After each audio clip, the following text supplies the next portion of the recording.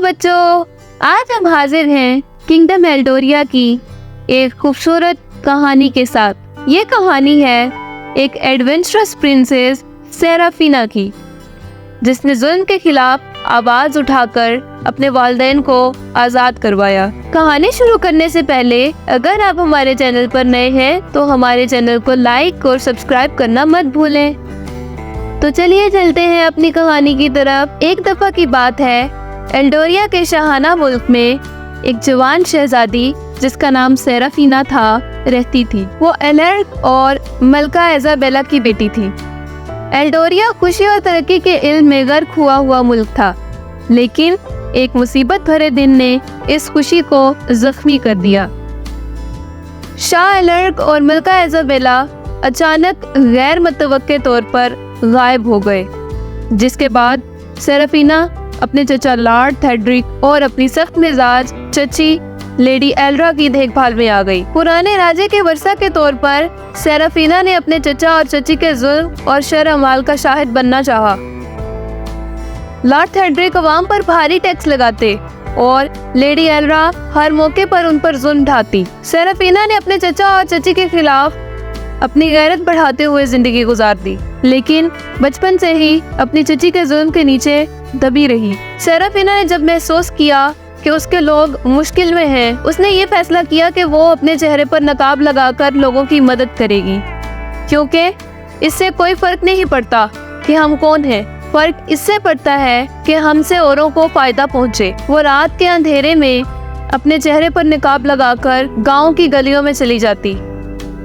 जो टैक्स थेड्रिक और एल्ड्रा अपने लोगों पर लगाते थे, उस टैक्स को ले जाने वाली गाड़ियां रात को निकलती थीं।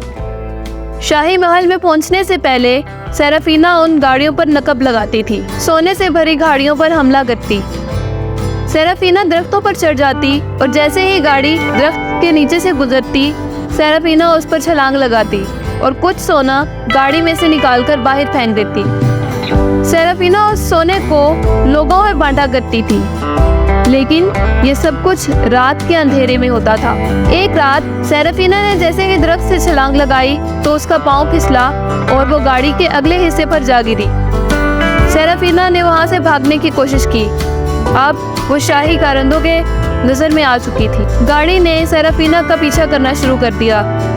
सेराफिना भागते भागते एक जंगल में आ निकली। सेराफिना जंगल में भागे जा रही थी, लेकिन गाड़ी उसका पीछा कर रही थी। सेराफिना भागते भागते एक दरख्त के पीछे जा छुपी। सेराफिना ने अपने चेहरे से नकाब हटाकर अपना सांस बहाल करने की कोशिश की। तभी उसकी नजर एक गार पर पड़ी जिसमें से रोशनी निकल रही थी। सेराफिना ने सोचा कि क्यों ना इस गार में पनाह ली जाए। सेराफिना उस गार के अंदर गई और उसकी हैरानगी की इंतहा न रही जब उसने उस गार के अंदर बहुत सारी जेलें देखी।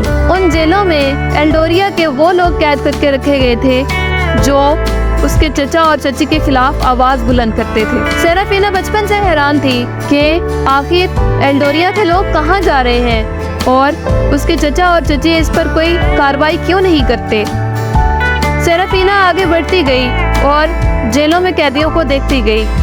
अचानक उसकी नजर एक जेल पर पड़ी जिसमें सेराफिना के बाबा और मामा को कैद करके रखा गया था, और वो भागते भागते उस जेल के करीब गई। सेराफिना ने जेलों के दरवाजे खोल दिए और सबको वहां से आजाद करवा दिया।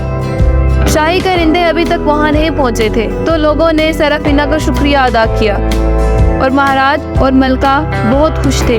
वो सेराफिना को अपनी आंखों के सामने देख बहुत खुश थे। सेराफिना के बाबा और मामा अब आजाद थे। वो गार में से बाहर आए तो सूरज तुलू हो रहा था। सेराफिना अपने बाबा और लोगों के साथ शाही महल में आई। अब बारी थी थेड्रिक और एल्ड्रा की। महाराज ने अपने सिपाहियों को हुक्म दिया कि थेड्रिक और एल्ड्रा को कैद कर दिया जाए।